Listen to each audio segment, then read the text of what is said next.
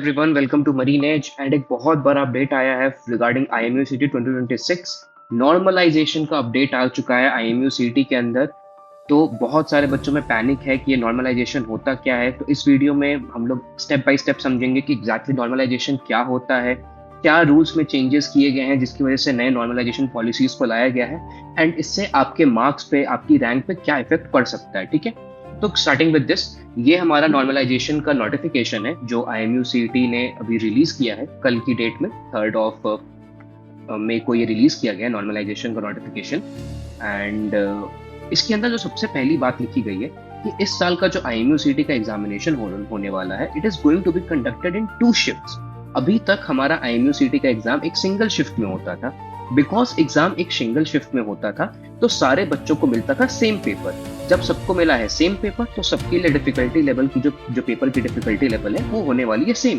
तो इस वजह से अभी तक जो हम लोग बातें करते थे वो रॉ स्कोर्स पे बातें करते थे कि किसी कॉलेज का या किसी रैंक को लाने के लिए हमारा कट ऑफ क्या 100 मार्क्स होना चाहिए या 80 मार्क्स होना चाहिए, या हमारा आईएमयू सीईटी को क्लियर करने का कट ऑफ कितना होना चाहिए। तो अभी तक हम लोग मार्क्स पे, रॉ स्कोर्स पे बातें करते थे।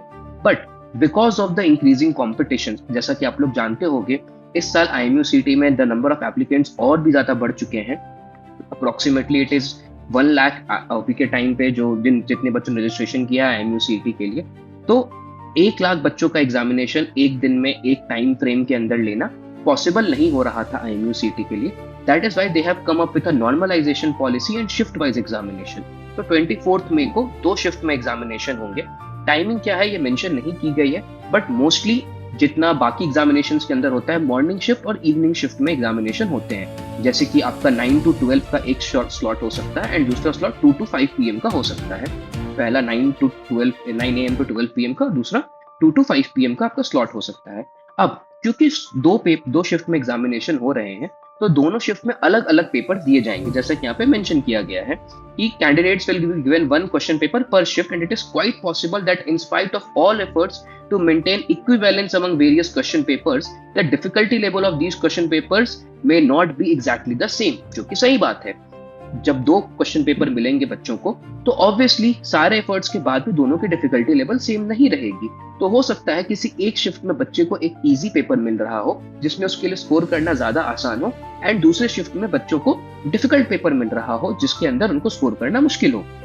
तो उनको हम सेम पेज पर कैसे लेकर के आएंगे? इसी वजह से इंट्रोड्यूस की गई है नॉर्मलाइजेशन की पॉलिसी। नॉर्मलाइजेशन की पॉलिसी, आप में से जिन बच्चों ने जेडब्ल्यू के बारे में सुना होगा, जेडब्ल्यू का एग्जामिनेशन दिया होगा, उनको पता होगा कि जेडब्ल्यू में जो हमारा स्कोर्स आते हैं वो एक परसेंटाइल की स्कोर आती है, ना कि हमारी एब्सोल्यूट मार्क्स आते हैं। सेम प्रोसीजर इस साल से आईएमयू सीईटी भी फॉलो कर रहा है। 2 शिफ्ट में एग्जामिनेशन होंगे एंड आपका जो रिजल्ट निकल करके आएगा वो एक्चुअली एक परसेंटाइल स्कोर होगा rather than your raw marks. तो आपको जो स्कोर मिल रहा होगा एक नॉर्मलाइज्ड परसेंटाइल स्कोर होगा। ठीक है, अब इसी चीज को लेकर के काफी बच्चे बहुत परेशान है कि सर परसेंटाइल स्कोर में क्या होगा, क्या free and fair examination conduct किए जाएंगे? तो देखिए, डरने की कोई बात नहीं है। बाकी हर एग्जामिनेशन के अंदर भी, जेडब्ल्यू के अंदर भी और भी कई सारे एग्जामिनेशन है जहां पे सेम प्रोसीजर को फॉलो किया जाता है, नॉर्मलाइजेशन के प्रोसीजर को फॉलो किया जाता है, ताकि जिन बच्चों को डिफिकल्ट पेपर मिला है उनके लिए सेम रैंक लाना इजी हो जाए, कम मार्क्स पे उनको सेम रैंक मिल जाए एज कंपेयर टू वो बच्चे जिनको सेम नंबर लाने के लिए, जिनको सेम रैंक लाने के लिए शायद ज्यादा नंबर स्कोर करना पड़ा हो। ठीक है, तो ये नॉर्मलाइजेशन की पॉलिसी होती है। अभी उसको हम लोग समझेंगे स्टेप बाय स्टेप तरीके से। तो देखिए, प्रॉब्लम क्या थी हमारे पास कि 2 शिफ्ट में आईएमयू सीईटी हो रहा है एंड दोनों के पेपर की जो डिफिकल्टी लेवल है वो अलग होने वाली है। तो इस वजह से कोई बच्चा कम स्कोर करेगा किसी डिफिकल्ट पेपर के अंदर और कोई बच्चा किसी इजी पेपर में ज्यादा स्कोर कर पाएगा। तो इसकी वजह से मेरिट लिस्ट में डिसएडवांटेज आएगा एंड इसका सोल्यूशन क्या है? नॉर्मलाइजेशन। अब ये परसेंटाइल एग्जैक्टली होती क्या है? परसेंटाइल आपका जो रॉ स्कोर होता है ना, उसको एक कंपटीशन के फॉर्मेट में चेंज कर देती है। Indicates the percentage of candidates who scored equal to और below a particular candidate in that particular shift. It is a normalized score used for merit list preparation. ये होती परसेंटाइल। अगर मैं आसान भाषा में आपको बताऊं तो लेट्स से आपकी 90 परसेंटाइल बन रही है किसी भी एग्जामिनेशन के अंदर, एंड उस एग्जामिनेशन में फॉर एग्जांपल आईएमयू सीईटी में 1 लाख बच्चे हैं जिन्होंने उस एग्जाम का फॉर्म को फिल किया है। अगर 1 लाख बच्चे में आपकी 90 परसेंटाइल बन रही है, दैट मीन्स आपने 90% ऑफ द स्टूडेंट्स को बीट किया है एग्जाम में। आपके जो मार्क्स आए हैं वो 90% ऑफ द स्टूडेंट से ज्यादा है और 10% ऑफ द स्टूडेंट से कम है। यानी कि अगर आप रैंक के हिसाब से कैलकुलेट करेंगे तो 1 लाख बच्चों में आपने 90,000 बच्चों को बीट किया है एग्जाम में, एंड आपने 10,000 बच्चों से आप डिफीट हो गए, 10,000 बच्चे आपसे आगे हैं, जिसके हिसाब से आपकी अप्रोक्सीमेट रैंक लगभग 10,000 के आसपास बनेगी। अगर किसी एग्जामिनेशन में 1 लाख बच्चे बैठ रहे हैं जहां पे आपकी 90 परसेंटाइल स्कोर आ रही है, तो आपकी जो रैंक है वो 10,000 के आसपास बनेगी, मीनिंग 10,000 लोग आपसे ऊपर हैं और 90,000 लोग उस एग्जाम में आपसे नीचे हैं। ठीक है, अब तो घुमा फिरा के अब बात आती है कि अच्छा सर, तो हमारे लिए परसेंटाइल का आइडियल क्राइटेरिया कितना होना चाहिए। अगर मैं 1 लाख बच्चों के एग्जामिनेशन को रेफरेंस बना करके बात करूं तो 99 परसेंटाइल अगर आपकी आ रही है, दैट मीन्स आपकी रैंक समवेयर अराउंड 1000 बन रही होगी। ऐसे ही हर एक परसेंटाइल पे आपकी 1000 रैंक बढ़ रही होगी अगर आप 1 लाख बच्चों के रेफरेंस के साथ चलते हैं। तो ऑब्वियसली ये नंबर चेंज करेगा डिपेंडिंग अपॉन एक्चुअली में कितने बच्चों ने एग्जामिनेशन दिया है। Registered number of users versus actual students who are giving the examinations different होता है। ठीक है, तो अगर आपकी 97 परसेंटाइल फॉर एग्जांपल बन रही तो आपकी 3000 रैंक बन रही है, आपकी 95 परसेंटाइल बन रही है तो आपकी 5000 रैंक बन रही है, गिवन द कंडीशन कि उस एग्जामिनेशन में 1 लाख बच्चों ने एग्जाम को लिखा है।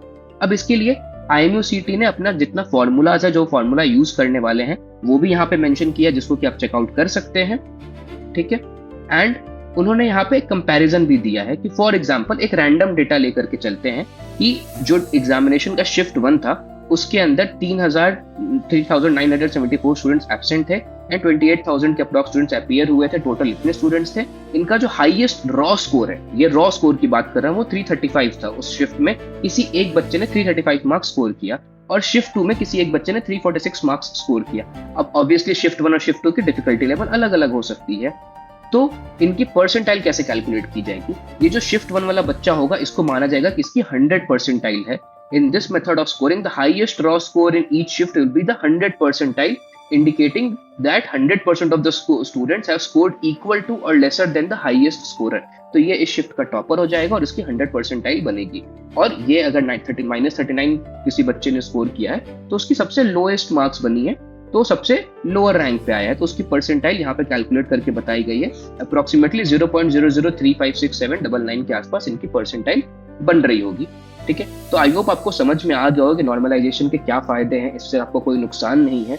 सिंपली बस ये है कि लेट से अगर किसी बच्चे को 1000 रैंक लाना है, तो अगर कोई इजी शिफ्ट है तो उस इजी शिफ्ट में और 1000 रैंक के लिए फॉर एग्जांपल लेट से अभी हमारा जो स्टैंडर्ड चल रहा है एनालिसिस के हिसाब से लास्ट ईयर तक, if you want to get a rank under 1000 आपको लगभग 100 मार्क्स स्कोर करने होते हैं। तो किसी इजी शिफ्ट में कोई बच्चा हो सकता है 110 मार्क्स स्कोर कर ले और किसी डिफिकल्ट शिफ्ट में हो सकता है कोई बच्चा 90 मार्क्स स्कोर कर ले।